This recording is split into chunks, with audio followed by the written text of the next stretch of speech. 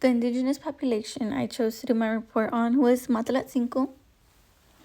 The history behind it is the first groups of Matlacincas likely settled in the Toluca Valley around the 12th century. The Matlacinca territory became an important hub of economic activity, which prompted the Nahuatl language to become the dominant language in the area.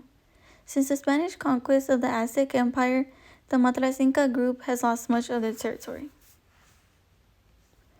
Their living wise, they primarily lived as farmers, cultivating crops like maize, beans, and squash in a semi-sedentary lifestyle, often residing in small villages often located near water sources for irrigation purposes and relying on the region's natural resources for sustenance. Their society was stratified with a ruling class and commoners, and they were known for their intricate weaving and pottery traditions.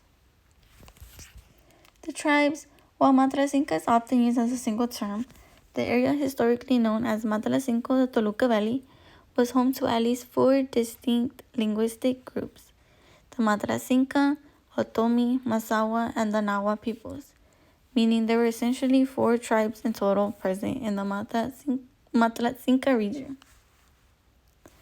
The languages: the term Matlacinca refers to the speakers of the Matlacinca language.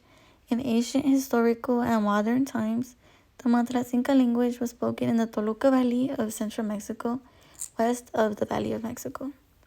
The Matlacinca language has two subgroups or dialects that are mutually unintelligible, one called Oquiltec or Tlahuica, and Matlacinca proper.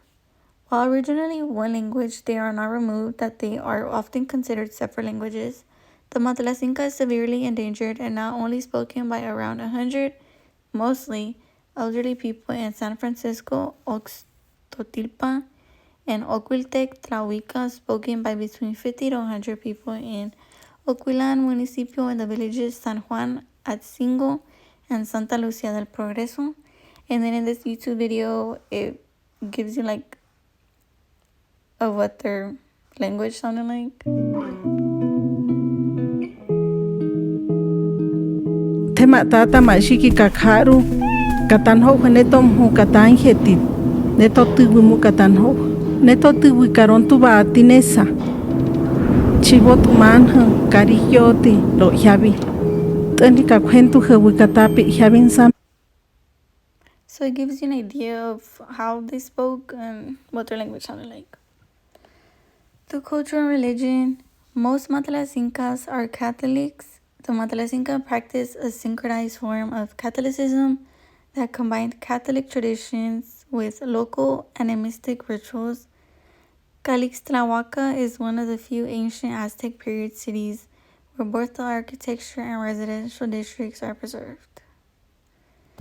The most significant event in Matlacinca history is their gradual subjugation by the expanding Aztec Empire, particularly during the 15th century, which led to the loss of their territory and the decline of their language due to the dominance of Nahuatl.